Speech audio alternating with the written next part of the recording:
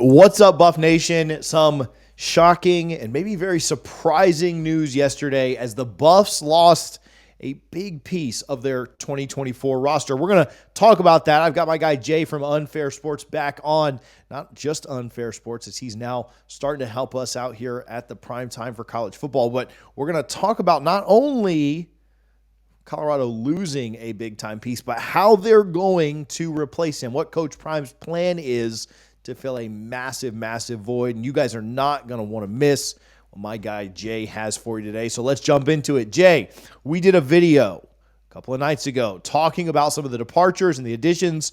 Well, that video went live, and we started to get comments circulating that rumors were flying that Dylan Edwards may end up hitting the portal. We were waiting for that to become official, and it finally did.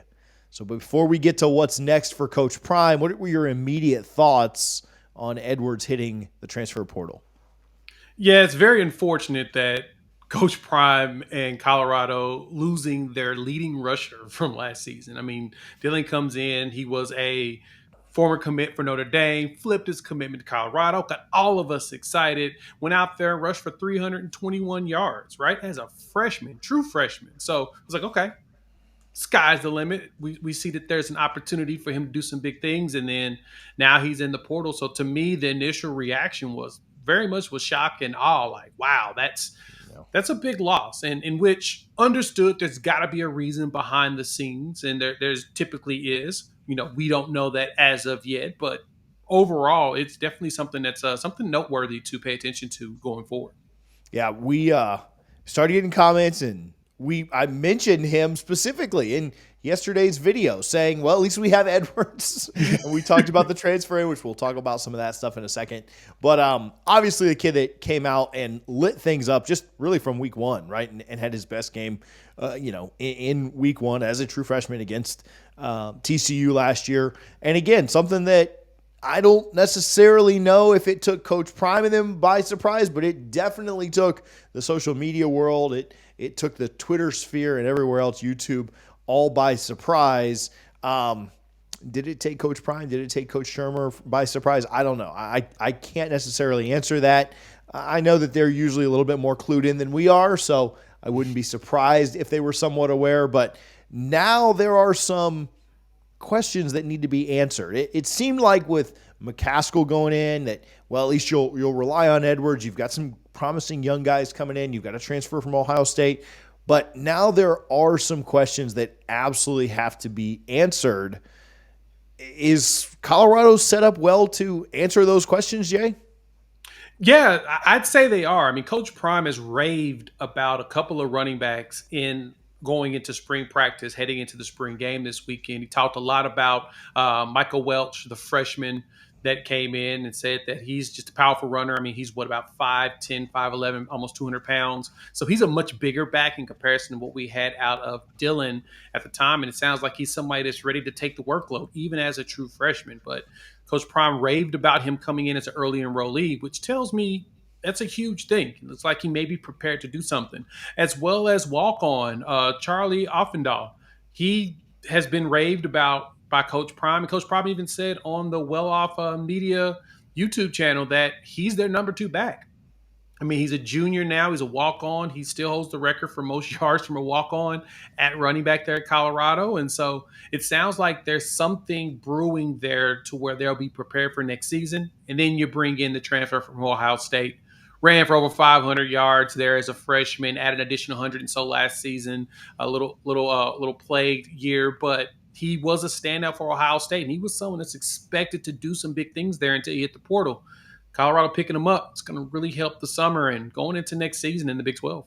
Yeah, I'm excited to kind of see what he can do. And the one thing that I think helps Colorado in this situation is, first, you saw a true freshman do some pretty special things last year in Edwards, right? And you'd like to have him back. Again, I don't know if he got passed up. I don't know if it was a decision to leave. That's not really necessarily my biggest concern. My biggest concern is how do they move on from this? But you saw a true freshman come in last year and do some pretty special things. I think that is a position that you can have some early success. Now, you need some different things to go your way to be able to do it. You think about some true freshmen that have had success running the ball. they've typically had two things. One, a good offensive line. That's a TBD right now at Colorado. We Fair point. think it's improved, but if you have a good offensive line and you can move people in the run game, it's about hitting the hole. And if you can hit the hole and your vision's there, the offensive line dictates a lot of what you can do.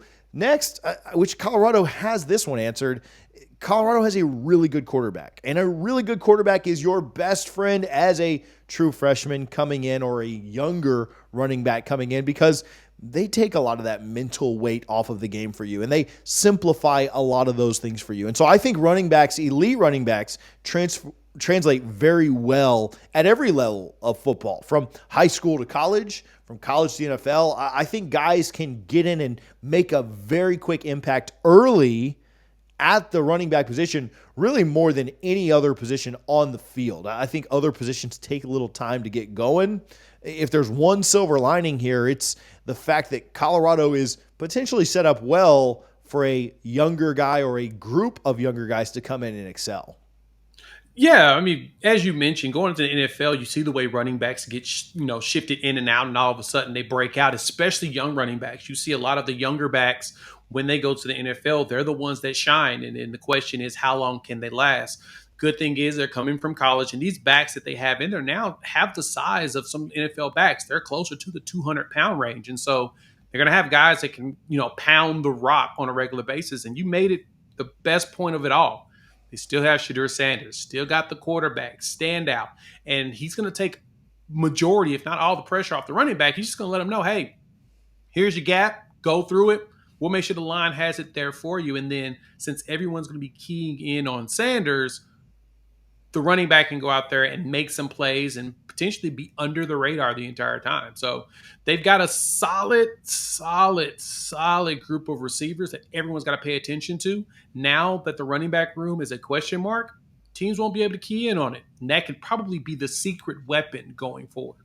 Yeah, I really like the ride at Disney, the People Mover. I don't know if you've ever been to Orlando and ridden on that or not, but that's really what Colorado needs their offensive line to be, is people movers. And if they can do that, they can have a lot of success running the ball. You're also seeing college teams and NFL teams too, as you mentioned, move to this more running back by committee situation where number one running backs just don't, I mean, they exist. All right. I'll take that back. They certainly exist. You have a clear number one at a lot of places, but there are a lot of places where it is whoever has the hot hand, and it is whoever is running the ball well that day. Whoever's running the hardest, whoever's getting the lowest, whoever's legs are churning the best is the one that gets the carries.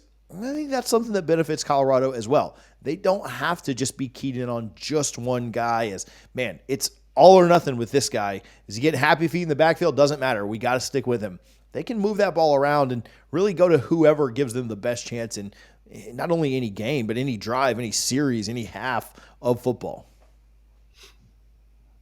Running back by committee. That is what we're seeing exactly today. And I feel like Colorado's best bet is to do that. And I mean, if you think about it, it's kind of an ingenious way to protect the body of a running back, especially if they go to a team that has a running back that can be right there next to them. You can still run for 1,000 yards with two backs. It's always a possibility. Now, we all know that Colorado is still a very pass-heavy offense since you need to lean on Deion Sanders.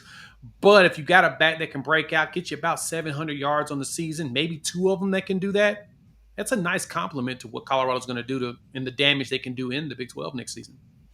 Jay is newer to the channel, but we are going to have him helping us more and more and more. I'm excited for later in the week when we have a little bit of a black and gold game preview. Colorado's spring game coming up this weekend. If you're not already, lock in with the channel. I'm excited for you guys to get to know Jay a little bit better as he starts to help out with some of the day-to-day stuff here at the prime time for college football. I'm excited about his passion and his love for Coach Prime and all things that he's doing out there in Boulder. Make sure that you're locked in. You don't miss any of that. If you missed our conversation about Cormani McClain and what many people are missing about that situation specifically, you can click the video on the screen right now to check it out.